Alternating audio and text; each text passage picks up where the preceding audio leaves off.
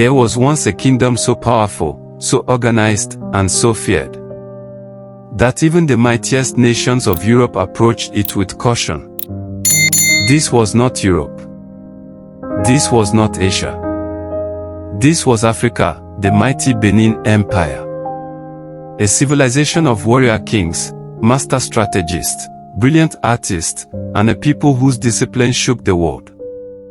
Long before colonization, long before the borders, flags, and foreign influences, the Kingdom of Benin stood as one of the most advanced and most formidable empires on earth. Its capital city, Benin, was protected by massive earthworks so long and so wide that historians today compare them to the Great Wall of China. Over 16,000 kilometers of walls, hand-built by our ancestors. A city so well planned that European visitors in the 1400s were stunned by its beauty, structure, and order. And at the heart of this empire sat the Oba, the king, a leader believed to rule by divine authority. His word was law. His presence commanded fear, loyalty, and unshakable respect. Beneath him stood a powerful military force, warriors so disciplined that European writers described them as fearless, loyal, and impossible to break. Benin was not some scattered tribal land. It was a structured nation with a functioning government, international trade networks, diplomatic relations, and an economic system that thrived for centuries. Europe did not discover Benin. Europe encountered Benin. And Europe feared Benin. When Portuguese explorers arrived in the late 1400s, they expected to meet a primitive society. Instead, they were shocked. They found a wealthy kingdom, streets laid out in straight lines, finely dressed nobles, and bronze artwork so advanced that Europeans could not understand how Africans made them.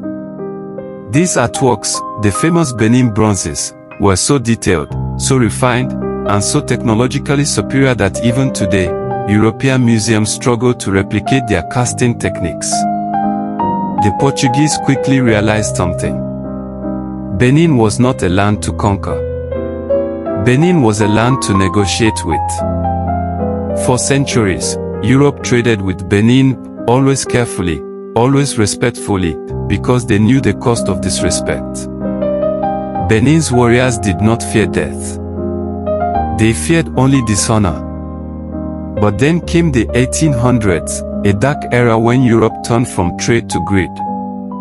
The British Empire wanted total control of West Africa. They demanded access, obedience, and open borders. The Oba of Benin refused. And that refusal sealed the empire's fate. In 1897, Britain launched a massive invasion, the Benin Punitive Expedition. Thousands of British soldiers with machine guns, explosives, and modern warfare advanced into Benin. But the British did not meet weak men. They met warriors. The Benin army fought fearlessly, fiercely, and with a level of courage that British records still acknowledge today. But no matter how brave they were, spears and Dane guns could not defeat machine guns and bombs. The city was burned. The kingdom was taken. And the Oba was exiled. But perhaps the greatest wound was the looting. Over 4,000 priceless Benin bronzes were stolen, shipped to Europe, where many still sit in museums, behind glass, displayed to the world by the very people who stole them. They tried to silence the legacy of Benin. They tried to write history to make Africa look weak, uncivilized, and inferior. But the truth survived. The empire may have fallen, but its greatness never died. Because today, the world has begun to speak. Historians now call Benin one of the most sophisticated civilizations in human history. Countries are returning their stolen bronzes. And Africa is rising to reclaim its voice. The Benin Empire was not a myth. It was not a fantasy.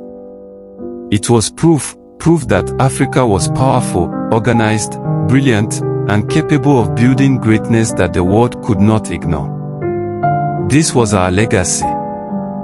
This is our legacy. A legacy that no invasion, no propaganda, and no stolen artifact can ever erase. The drums of Benin may have quieted, but their echo still shakes the world.